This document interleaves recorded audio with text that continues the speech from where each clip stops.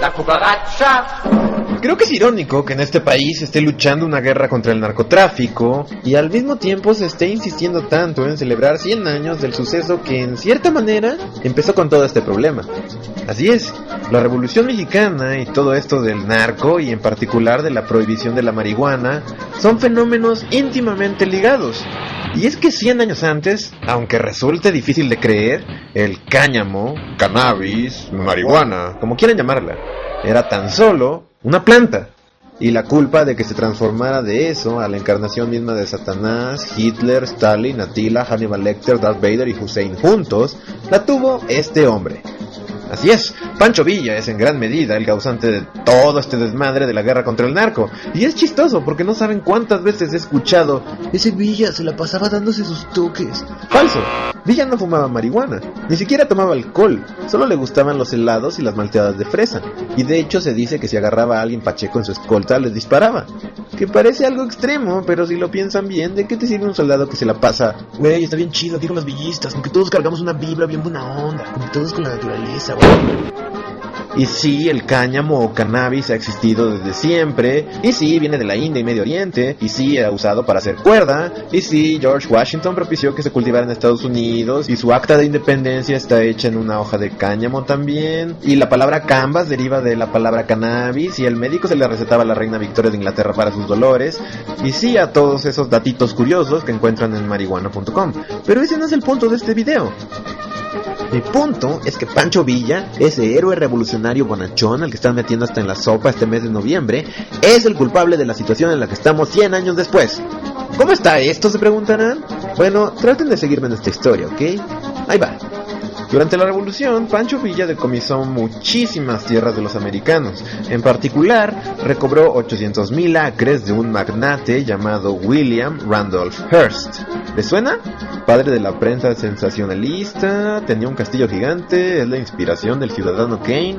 Como sea, Hearst era un millonario amargado que de por sí ya odiaba a las minorías y en particular a los mexicanos. Lo de Villa vino a ser la gota que derramó el vaso y a partir de ese momento Hearst comenzó a atacar a los mexicanos en sus periódicos amarillistas, popularizó la palabra marihuana y era ligada con estos desagradables extranjeros que había que correr del territorio porque al fumarla adquirían una fuerza sobrehumana y atacaban a los blancos. En serio, eso decía. Y es en esta parte de la historia que entra un idiota pequeñín burocrático que le declaró la guerra a las drogas. No, muchos años antes. No, más atrás. Harry J. Anslinger, que al ser nombrado jefe del Buró General de Narcóticos en aquellos lejanos años, dijo: ¡no, porque a mí! En serio, estaba convencido de que sería un trabajo gris, aburrido y mal pagado. Esto hasta que conoció a Randolph Hearst y se dio cuenta de que había hombres millonarios y amargados muy interesados en resolver el problema de los mexicanos, de la marihuana. Y así el dúo dinámico se lanzó de lleno a combatir a la marihuana, cada quien con sus respectivos motivos. Anslinger convirtió su trabajo aburrido en una oportunidad para posar frente a las cámaras como un superhéroe que combate hierbas.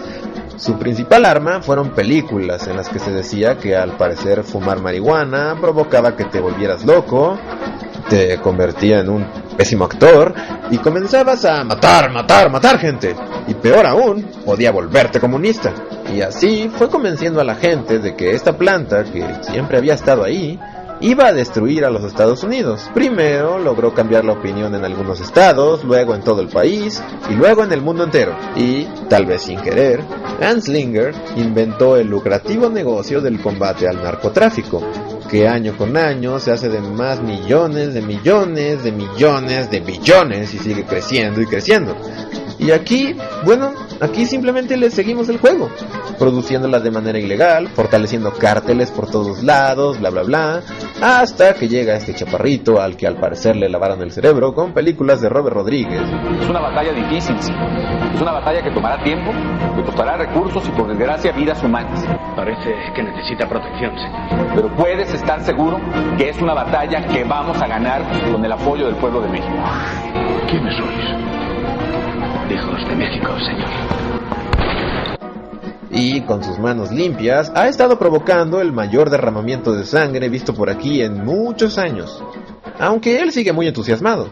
¿No has visto el programa de televisión de 24 horas, de Jack Bauer, etcétera. Bueno, I want all the toys, dije, ¿no? Quiero todos los juguetes esos. El dinero sigue fluyendo por allá, y los muertos siguen apareciendo por acá.